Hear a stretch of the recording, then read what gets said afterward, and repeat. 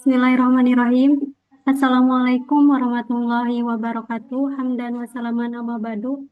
Pertama-tama, yang paling utama, kita panjatkan puja-puji serta syukur kita kehadirat Allah Subhanahu wa Ta'ala. Salawat teriring salamnya, semoga selalu tercurah limpah kepada Nabi Allah Muhammad Sallallahu Alaihi Wasallam. Yang terhormat Bapak Danuyoto selaku CEO Bespat, yang saya hormati para hadirin yang hadir pada webinar malam ini. Perkenalkan, nama saya Reina Martia selaku host webinar pada malam ini, dan saudari Andini Bilkis selaku narasumber yang akan membawakan materi mengenai IoT Overview. Baik, untuk mempersingkat waktu kepada saudari Andini Bilkis Jania, waktu dan tempat dipersilahkan. Bismillahirrahmanirrahim. Assalamualaikum warahmatullahi wabarakatuh. Baik, terima kasih kepada Rena yang telah mempersilahkan saya untuk membawakan materi pada malam hari ini. Sebelum itu, pertama-tama yang saya hormati Bapak Danuyoto selaku pemilik Bespat Network serta teman-teman sekalian yang telah hadir pada acara webinar pada malam hari ini. Untuk mempersingkat waktu, di sini saya akan membawakan sebuah materi yang berjudul IoT Overview. Sebelum masuk ke pemateri, izinkan saya untuk memperkenalkan diri terlebih dahulu. Perkenalkan, nama saya Andini Bilkis Jania. Alamat domisili saya Jalan Lombok 2, nomor 154, Tangerang, Banten. Untuk pendidikan, saya merupakan lulusan dari SMK Bina Putra Bogor. Dan untuk pendidikan non-formal, saya merupakan anak mondok dari Bespat Network angkatan 2024. Di sini ada blog saya, email saya, serta Instagram saya. Masuk ke topik list. Pada topik list ini, saya akan membahas yang pertama, yaitu pengertian dari IoT. Lalu setelah itu, saya akan membahas mengenai sejarah dari IoT. Yang ketiga, saya akan membahas mengenai manfaat IoT. Lalu selanjutnya, saya akan membahas mengenai cara kerja IoT, lalu komponen IoT, serta penerapan IoT dalam berbagai bidang. Dan yang terakhir, saya akan membahas mengenai tantangan IoT beserta solusinya.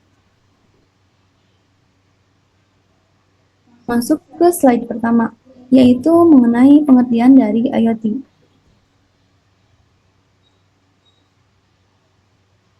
Apa itu IoT? Mungkin di sini teman-teman ada gak nih yang tahu apa arti dari IoT? Atau udah pernah dengar nih kata IoT ini apa? Baik, jadi IoT adalah sebuah konsep yang menghubungkan perangkat fisik dengan jaringan internet untuk memungkinkan saling berkomunikasi dan bertukar data tanpa campur tangan manusia. Cara sederhananya, IoT ini menghubungkan perangkat fisik ke jaringan internet. Contohnya seperti lampu, kulkas, lalu dan lain sebagainya itu bisa tersambung ke jaringan internet serta bisa diakses melalui jaringan internet.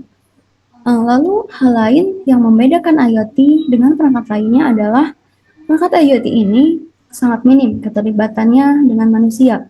Jadi IoT akan bekerja secara otomatis tanpa campur tangan manusia. Jadi manusia cukup memonitornya saja dan perangkat IoT akan bekerja secara otomatis. Lalu kita akan masuk ke sejarah dari IoT.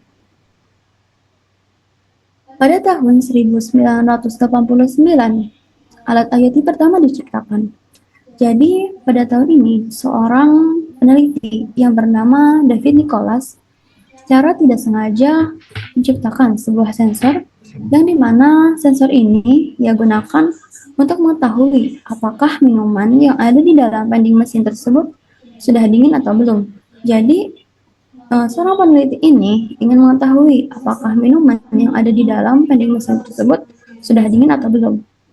Lalu pada tahun 1993, webcam OLED pertama diciptakan. Jadi pada tahun ini, Seorang peneliti menciptakan sebuah webcam yang dimana webcam ini dia gunakan untuk mengetahui apakah mesin yang dia ciptakannya ini bekerja atau tidak. Jadi peneliti ini menciptakan sebuah mesin yang dimana mesin ini adalah mesin pembuat kopi, yang dimana mesin ini dia si peneliti ini ingin mengetahui apakah mesin yang ia ciptakan ini dapat bekerja atau tidak. Lalu pada tahun 1959 istilah IoT dicetuskan. Jadi pada tahun ini seorang peneliti yang bernama seorang peneliti yang bernama Kevin Armstrong mencetuskan istilah IoT ini. Jadi IoT ini dicetuskannya oleh seorang peneliti yang bernama Kevin Armstrong. Lalu pada tahun 2000, kulkas pintar pertama diciptakan. Jadi pada tahun ini LG, sebuah perusahaan elektronik, menciptakan yang dimana kulkas ini dapat memberikan sebuah notifikasi ketika maka pada tahun 2008 IoT ini sudah mulai mendunia dan sudah mulai dikenal oleh pabrik. Lalu pada tahun 2014, kota Seoul menjadi smart city pertama. Jadi kota Seoul ini menjadi kota yang menerapkan konsep IoT. Lalu dilanjutkan oleh kota Amsterdam, terus kalau salah. Lalu pada tahun 2015, IoT ini menjadi mobile lewat smartphone atau bisa diakses menggunakan sebuah smartphone. Lalu pada tahun 2021, terdapat 10 miliar alat IoT yang aktif. Jadi pada tahun ini sudah banyak perangkat-perangkat IoT yang mulai aktif. Lalu pada tahun 2022, IoT ini sangat berdampak dalam atau bidang-bidang lainnya. Jadi IoT ini sudah mulai memasuki dalam berbagai hal. Mungkin IoT pada tahun ini mungkin sudah menjadi perangkat yang tidak bisa dipisahkan dalam kehidupan kita.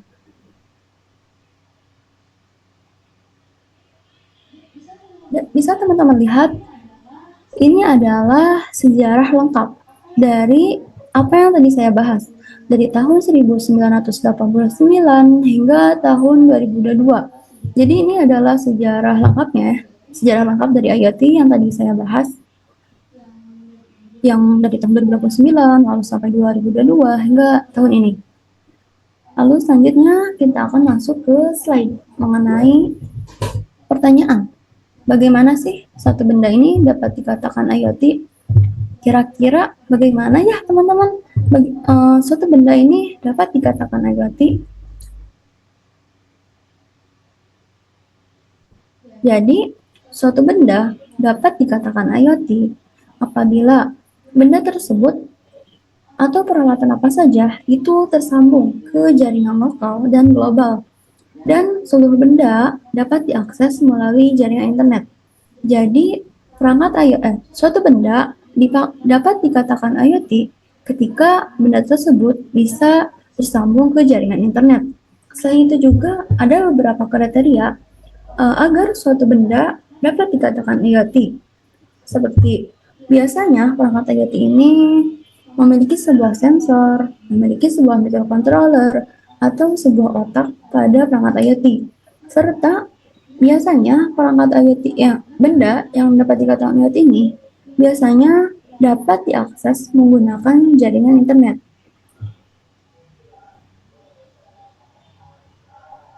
Lalu kita akan masuk ke slide yang mengenai manfaat dari IoT.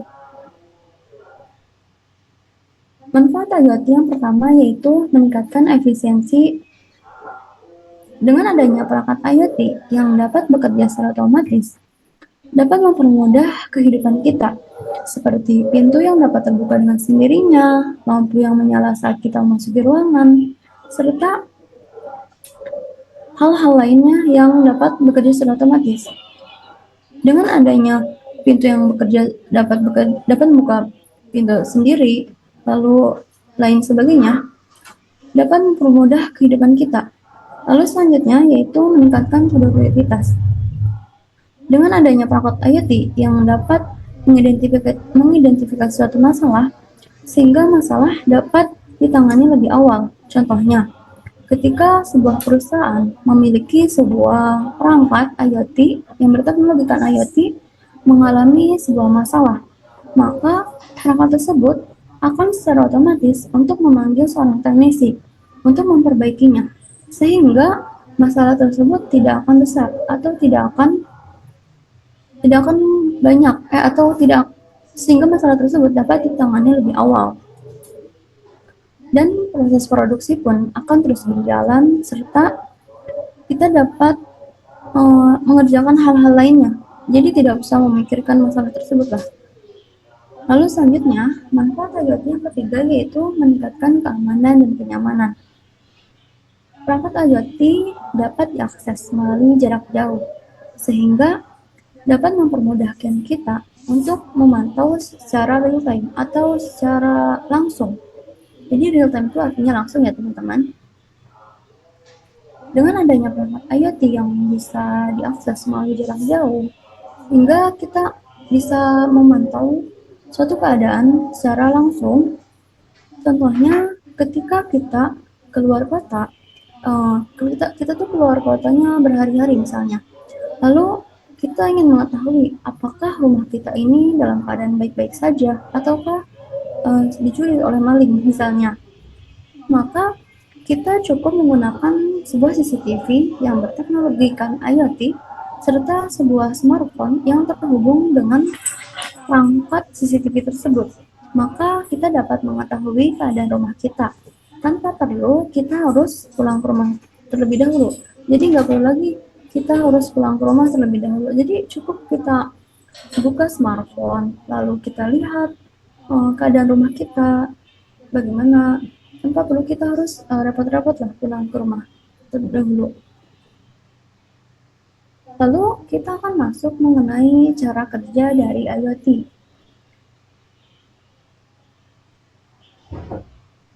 Bagaimana IoT ini bekerja? IoT bekerja yang pertama yaitu pengumpulan data. Jadi pada tahap ini, data akan dikumpulkan melalui sebuah sensor.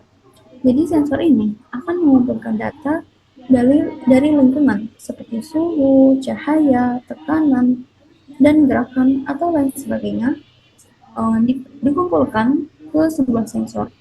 Setelah data dikumpulkan, data tersebut akan dikirimkan melalui jaringan internet seperti Wi-Fi, data seluler, dan lain sebagainya. Setelah itu akan masuk ke tahap pemrosesan data. Jadi pada tahap ini, data yang dikirimkan maka akan disimpan pada sebuah server atau sebuah cloud untuk dianalisis lebih lanjut. Lalu selanjutnya, tahap selanjutnya yaitu interaksi pengguna. Jadi pada tahap ini, seorang pengguna dapat mengakses, mengatur ulang, atau dapat mengontrol perangkat IoT menggunakan sebuah smartphone.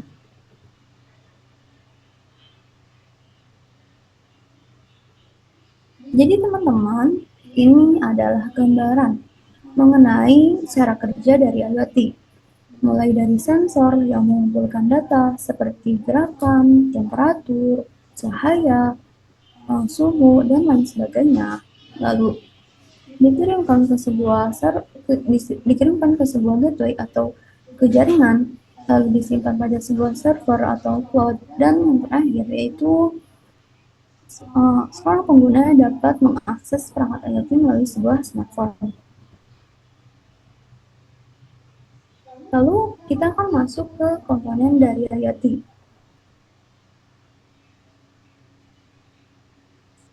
Komponen IoT yang pertama yaitu sensor. Sensor adalah perangkat yang mendeteksi dan mengukur perubahan dalam lingkungan dan mengubahnya menjadi sinyal listrik seperti tekanan, cahaya, atau gerakan. Sensor mengubah sinyal fisik menjadi sinyal listrik yang dapat dianalisis lebih lanjut. Jadi, sensor ini akan mendeteksi dan mengukur perubahan fisik seperti gerakan atau suhu atau lain sebagainya Jadi sensor ini akan merekam, atau sensor ini seperti indera manusia. Misalnya Sepertinya. mata bisa melihat, maka sensor juga ada. Sensor yang bisa merasakan udara, dan Ya. ada juga beberapa sensor, jenis sensor seperti sensor cahaya yang digunakan untuk yang digunakan untuk mengidentifikasi intensitas cahaya. Lalu ada sensor gerak yang dapat mengidentifikasi gerakan dan lain sebagainya. Lalu selanjutnya, yang kedua yaitu akuaktor. Akuaktor adalah perangkat yang mengubah sinyal listrik menjadi aksi fisik, seperti gerakan atau perubahan lainnya dalam lingkungan. Kalau tadi sensor mengubah sinyal fisik menjadi sinyal listrik, akuaktor ini mengubah sinyal listrik menjadi aksi fisik, seperti gerakan atau perubahan lainnya dalam lingkungan. Akuaktor ini dapat bekerja berdasarkan instruksi yang diterima dari sistem kontrol, memungkinkan untuk melakukan tindakan tertentu. Jadi akuaktor ini ibaratnya seperti penggeraknya. Contohnya, ketika sebuah ruangan memiliki sebuah pencahayaan yang minim, maka akuaktor ini akan secara otomatis untuk menghidupkan lampu, untuk menerangi ruangan tersebut. Jadi akuaktor ini sebagai penggeraknya. Lalu kita akan masuk ke komponen yang ketiga, yaitu konektivitas. Konektivitas adalah komponen yang memungkinkan perangkat IoT untuk terhubung ke internet dan berinteraksi dengan cloud dan jaringan yang umum. Adapun jaringan yang umum digunakan dalam IoT seperti Wi-Fi, Bluetooth, dan jaringan seluler. Jadi, komponen konektivitas ini merupakan komponen yang sangat penting bagi perangkat IoT. Karena perangkat IoT ini selalu berhubungan dengan yang namanya konektivitas. Lalu, komponen yang keempat yaitu cloud, di mana cloud ini berfungsi sebagai fasilitas penyimpanan dan pemrosesan yang dikumpulkan oleh sensor. Cloud ini memungkinkan analisis data secara real time dan terintegrasi dengan sistem lainnya. Jadi, cloud ini sebuah tempat penyimpanan ya teman-teman. Ketika sebuah sensor mengumpulkan data dari lingkungan, maka data tersebut akan disimpan pada sebuah cloud ini. Lalu selanjutnya yang kelima yaitu microcontroller. Microcontroller adalah sebuah komputer kecil yang dikemas dalam bentuk chip, dirancang untuk melakukan tugas atau operasi secara umum. Microcontroller ini terdiri dari beberapa komponen penting seperti sensor, memori, RAM dan ROM, serta perangkat input dan output yang terintegrasi dalam setiap sirkuit yang terpadu. Secara sederhananya, microcontroller ini adalah sebuah otak dari perangkat IoT. Jadi, microcontroller ini merupakan sesuatu yang sangat penting.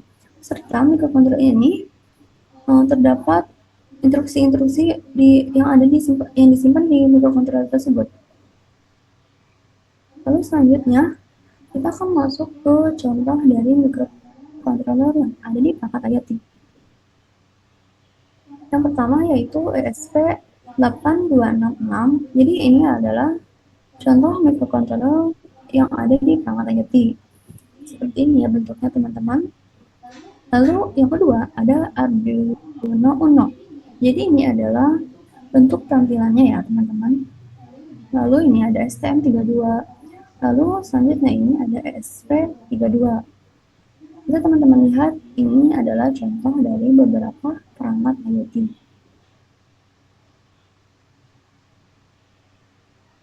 Lalu kita akan masuk ke tabel perbandingan.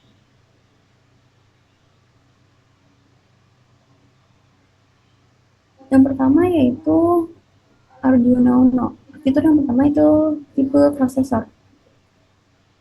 Untuk tipe prosesor dari Arduino ini dia microcontroller atau sebuah komputer ya dalam bentuk chips. Jadi microcontroller itu artinya sebuah komputer dalam bentuk chips. Sementara untuk ESP32, tipe prosesornya itu dual core atau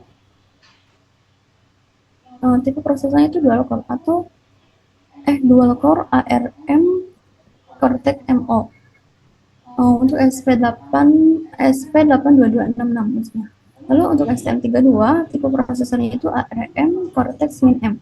Sementara untuk SP32 dia memiliki tipe prosesor yaitu dual core atau sebuah prosesor yang memiliki dua inti pemrosesan. Lalu selanjutnya untuk kecepatan Arduino ini memiliki kecepatan 16 MHz. Sementara untuk ESP8266 dia memiliki kecepatan 133 MHz. Untuk STM32 dia memiliki kecepatan 120 MHz. Sementara untuk SP32 memiliki kecepatan 200 MHz. Sementara untuk sistem operasi, Arduino ini tidak memiliki sistem operasi, dan ESP8266 serta STM32 dan SP32 juga dia tidak memiliki sistem operasi. Lalu selanjutnya yaitu pengoperasian dari Arduino ini. Untuk pengoperasiannya dari Arduino ini mudah digunakan dan bisa langsung kita eksekusi. Sementara untuk ESP8266 pengoperasiannya ini cocok untuk pemula. Jadi bagi teman-teman yang mau coba-coba nih, hati-hati, cocok banget nih buat menggunakan microcontroller yang ESP8266. Lalu selanjutnya untuk STM32 pengoperasiannya ini lebih sedikit rumit, dan ESP32 pengoperasiannya juga sama, sedikit lebih rumit. Untuk harga Arduino ini cukup mahal, serta SP8266 juga sama cukup mahal. Dia bisa sampai sekitaran 1 jutaan kalau saya pernah lihat. Lalu STM32 dan SP32 memiliki harga yang cukup murah, bisa sampai 85.000 kalau nggak salah, sampai 900.000 teman-teman.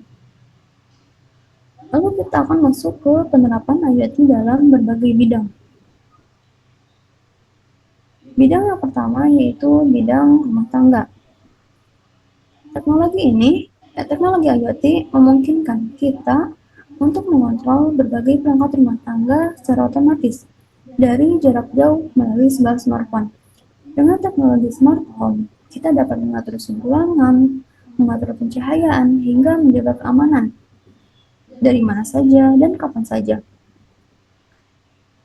Lalu bisa teman-teman lihat, ini adalah contoh dari perangkat IoT yang ada di rumah, seperti smart door lock, lalu ada smart clean, lalu ada smart security camera.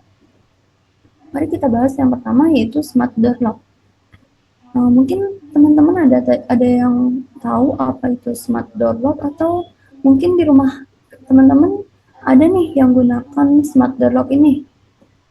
Jadi smart door lock atau kunci pintu pintar adalah sebuah alat yang dimana ini digunakan untuk mengunci pintu secara otomatis tanpa kita menggunakan kunci fisik maksudnya. Jadi teman-teman cukup mendorong pintu, maka pintu tersebut akan secara otomatis mengunci tanpa perlu teman-teman untuk membutuhkan kunci fisik. Kan kalau kunci fisik bisa aja hilang, atau bisa aja keselip, bisa aja patah. Tapi dengan smart door lock ini membantu teman-teman untuk mengunci pintu tanpa menggunakan sebuah kunci fisik. Lalu selanjutnya ada smart clean atau vacuum cleaner. Ini adalah sebuah vacuum cleaner yang dapat membantu kita dalam hal urusan sapu menyapu.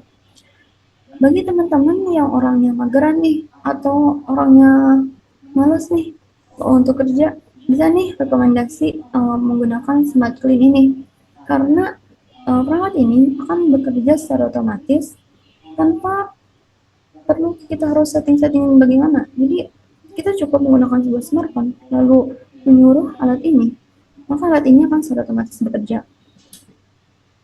Lalu selanjutnya ada smart security camera atau sebuah CCTV.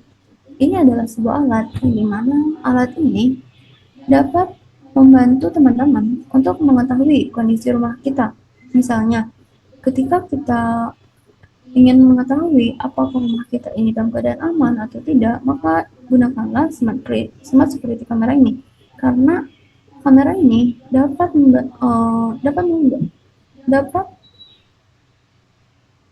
maka kamera ini dapat memberikan alarm peringatan ketika ada sebuah orang yang memiliki gerakan-gerakan yang mencurigakan atau ada pencuri yang ingin memasuki rumah kita, maka kamera ini akan berbunyi ketika ada pencuri tersebut, sehingga pencuri tersebut tidak jadi untuk kembali rumah kita.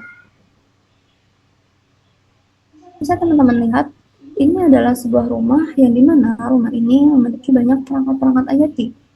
Mulai dari kuncinya, dia menggunakan smart door lock, lalu ada TV yang berteknologi IoT, ada security kamera, lalu ada juga blinks, atau ini adalah sebuah jendela yang dimana jendela ini dapat membuka dan menutup secara otomatis. Lalu ada thermostat atau sebuah AC lah. Lalu ini ada lighting atau lampu, di mana lampu ini dapat menyala dan mati, dapat hidup dan mati sendiri. Jadi lampu ini sudah berteknologi IoT. Lalu selanjutnya ada irrigation juga. Lalu selanjutnya kita akan masuk ke bidang yang kedua, yaitu bidang kesehatan. Pada bidang kesehatan, IoT ini memberikan dampak yang besar dalam bidang kesehatan. Dengan adanya teknologi berbasiskan internet, seorang pasien dan dokter semakin dipermudah dalam memantau perkembangan kesehatan tubuh. Teknologi ini memungkinkan adanya pemantauan secara real time yang bisa dilakukan dari mana saja dan kapan saja. Jadi teman-teman, dengan adanya teknologi IoT di bidang kesehatan dapat mempermudah seorang dokter mengetahui kondisi dari pasien tanpa pasien tersebut harus datang ke rumah sakit. Jadi pasien tersebut cukup di rumah. Dan seorang dokter tersebut dapat mengetahui kondisi pasien tersebut. Lalu ini adalah beberapa contoh perangkat IoT di bidang kesehatan. Yang pertama ada smartwatch atau jam tangan pintar. Kira-kira teman-teman ada yang tahu gak nih apa itu smartwatch? Jadi smartwatch adalah jam tangan yang dapat mengetahui kondisi tubuh kita, suhu tubuh kita, serta denyut jantung kita. Selain itu juga teman-teman, smartwatch ini dapat membantu kita ketika terjadi kecelakaan. Jadi alat ini akan menghubungi nomor darurat ketika kita terjadi kecelakaan. Misalnya ada seseorang yang mengalami kecelakaan, maka alat ini akan secara otomatis mengirimkan bantuan ke rumah sakit atau ke saudara kita lah yang sudah dicantumkan nomornya di dalam smartwatch ini. Lalu perangkat IoT yang kedua yaitu monitoring infus. Ini adalah sebuah alat yang digunakan untuk mengetahui kondisi dari kantong infus. Jadi alat ini sangat berguna bagi seorang dokter untuk mengetahui kondisi dari kantong infus yang dipakai dari seorang pasien. Ketika kantong infus yang dipakai seorang pasien tersebut habis, maka alat ini akan memberikan sebuah notifikasi dan seorang dokter dapat mengetahui bahwa pasien telah kehabisan kantong infus. Lalu dengan adanya alat ini juga seorang dokter dapat memantau. Jadi alat ini terhubung ke sebuah aplikasi yang dimana aplikasi ini dapat memberikan gambaran mengenai kantong infus yang dipakai setiap pasien. Ketika kantong infus yang dipakai seorang pasien ini mulai habis, maka di dalam sebuah aplikasi atau sebuah webnya itu akan menunjukkan warna merah. Sementara ketika kantong infus yang dipakai pasien tersebut masih penuh atau masih diganti itu, maka di webnya itu bakalan berwarna hijau. Lalu selanjutnya ada yang ketiga, yaitu mesin X-ray atau sebuah alat yang digunakan untuk membantu dokter mengetahui kondisi dari pasien. Jadi alat ini dapat membantu seorang dokter untuk mengetahui penyakit dalam yang tidak bisa dilihat oleh mata. Kan kalau misalkan jantung, asma, atau lain sebagainya, paru-paru gitu misalnya, kan itu tidak bisa dilihat oleh mata. Jadi dengan adanya alat ini dapat mempermudah seorang dokter untuk mengetahui kondisi pasien tersebut. Misalnya, ketika seorang pasien mengalami patah tulang, maka lalu pasien tersebut uh, di, dimasukin ke mesin ini atau di ronsen. Lalu dokter akan mengetahui bahwa penyakit pasien tersebut itu sakitnya belah mana atau ada tulang yang patah atau tidak. Jadi perangkat ini sangat mempermudah dalam mengetahui penyakit pasien yang tidak bisa dijangkau oleh mata. Lalu selanjutnya kita akan masuk ke bidang yang ketiga, yaitu bidang pertanian. Dalam bidang pertanian, teknologi IoT ini sangat berguna untuk memantau kondisi tanah, cuaca, dan tanaman secara real time atau secara langsung. Sensor dapat mengukur kelembaban dan nutrisi sehingga memungkinkan petani untuk mengatur irigasi dan pemupukan yang lebih tepat. Jadi teman-teman, ini ada beberapa contoh dari perangkat IoT di bidang pertanian. Yang pertama ada smart greenhouse atau rumah kaca pintar. Jadi rumah kaca ini dapat dapat mengatur sendiri seperti seperti pencahayaannya, dia dapat mengatur sendiri, lalu kelembabannya serta nutrisinya. Jadi smart greenhouse ini dapat mempermudah tanaman untuk tumbuh menjadi lebih baik. Lalu selanjutnya ada drone, di mana alat ini digunakan untuk membantu para petani dalam mengetahui kondisi tanaman, serta mempermudah dalam menyemprotkan sebuah pestisida. Ketika petani memiliki sebuah lahan yang sangat besar, maka alat ini membantu para petani untuk mengetahui kondisi dari tanaman. Kan kalau kita memiliki sebuah lahan yang sangat besar, lahan pertanian yang sangat besar, maka kalau kita secara manual memantau tanaman, maka akan membutuhkan waktu yang sangat banyak, tenaga yang terkuras yang sangat banyak. Dengan adanya alat drone ini membantu para petani dalam mengetahui kondisi tanaman tanpa perlu kita harus secara manual lah.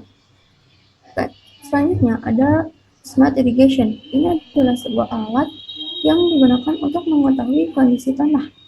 Jadi ketika kondisi tanah yang dirasa ini kering, maka alat ini dapat menyemprotkan air secara otomatis. Jadi ketika tanaman kekurangan air, alat ini akan secara otomatis menyemprotkan air. Smart irrigation ini ternyata teman-teman sudah diaplikasikan di beberapa daerah di Indonesia, seperti di daerah Maluku Tenggara. Jadi di daerah Maluku Tenggara, seorang bupati menerapkan smart irrigation ini untuk pertanian yang ada di depan balai kotanya. Lalu ada di daerah Jawa Tengah, dia juga sama menerapkan smart irrigation ini untuk pertanian di daerahnya tersebut. Lalu selanjutnya ada sebuah video mengenai penerapan IoT dalam bidang pertanian. Kita akan lihat sama-sama.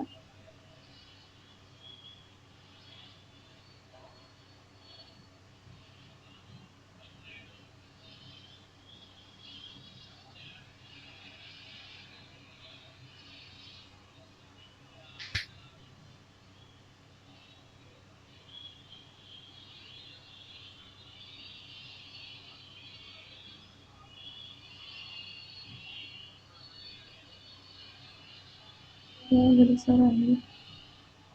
Baik, saya akan bagaimana? Kami akan menggali lebih dalam tentang bagaimana dampak positifnya serta beberapa pertimbangan kritis yang harus kita pikirkan. Jadi, mari kita mulai.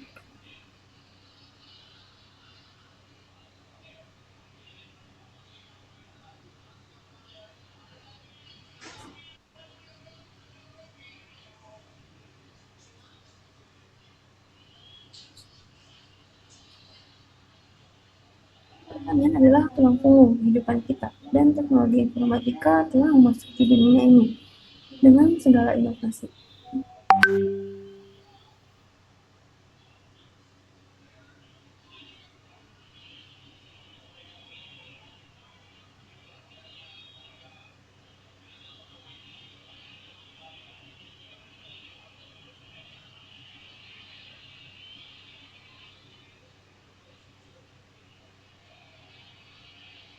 Saya bacakan ya, kami akan menggali dampak positifnya serta beberapa pertimbangan kritis yang harus kita pikirkan.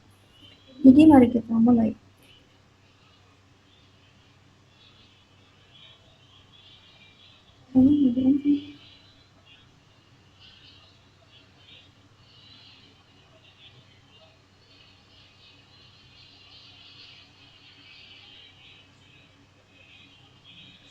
Pertanian adalah tulang punggung kehidupan kita, dan teknologi informatika ya telah memasuki dunia ini dengan segala inovasinya.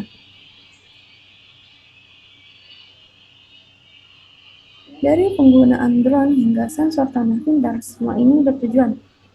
Pertanian prosesi menggunakan teknologi seperti drone untuk memantau lahan, pemetaan tanaman, dan pengumpulan data secara visual. Sensor tanah dan cuaca memberikan petani informasi secara real-time, memungkinkan mereka untuk mengambil keputusan yang lebih baik tentang kapan dan bagaimana menanam serta merawat tanaman. Penerapan teknologi informatika telah menghasilkan peningkatan produksi dan kualitas hasil panen. Ini bukan hanya bermanfaat bagi petani, tetapi juga mendukung ketahanan pangan global.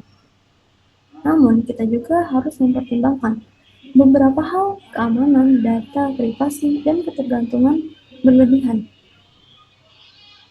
Pada teknologi adalah beberapa tantangan yang harus kita hadapi.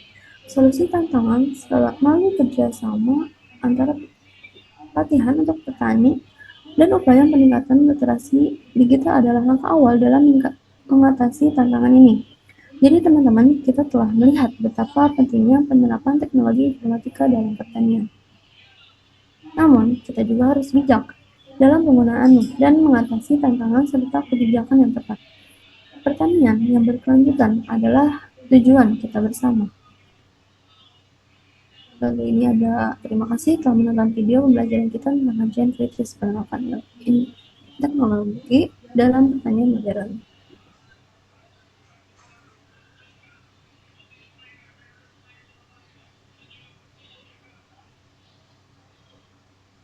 Ini sepertilah teman-teman mengenai penerapan IoT di bidang pertanian. Lalu kita akan masuk ke tantangan IoT dan solusinya. Untuk tantangan IoT yang pertama yaitu keamanan data dan privasi.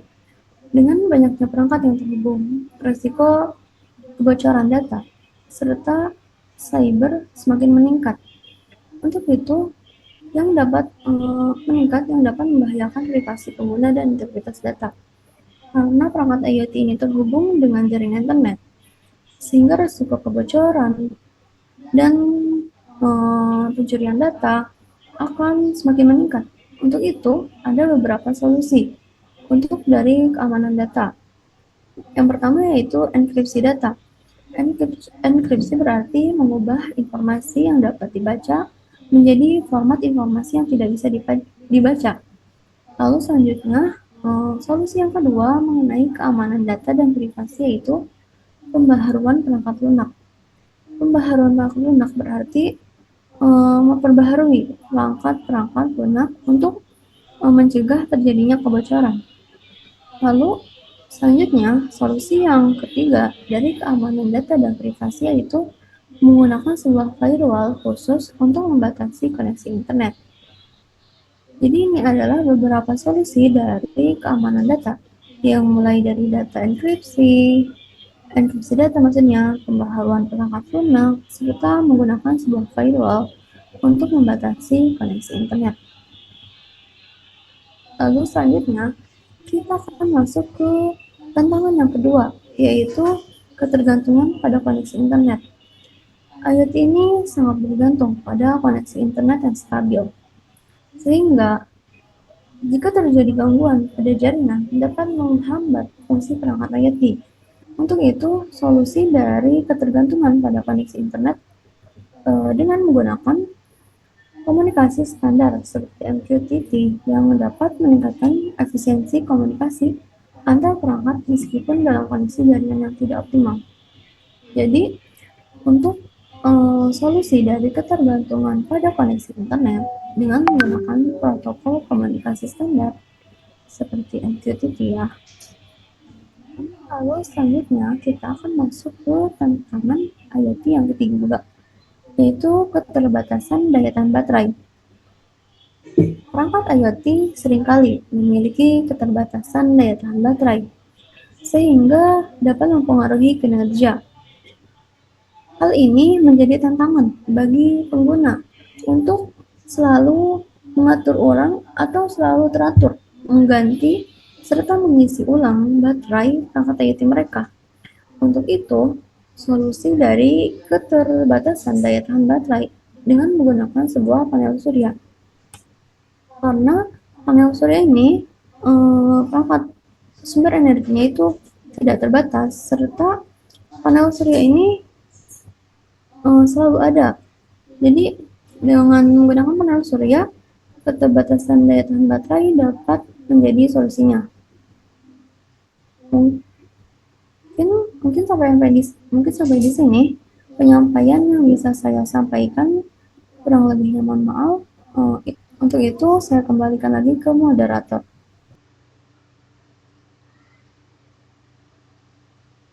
Masuk ke sesi pertanya jawab. Terima kasih kepada Saudari Andini Jamiah atas penyampaian materinya.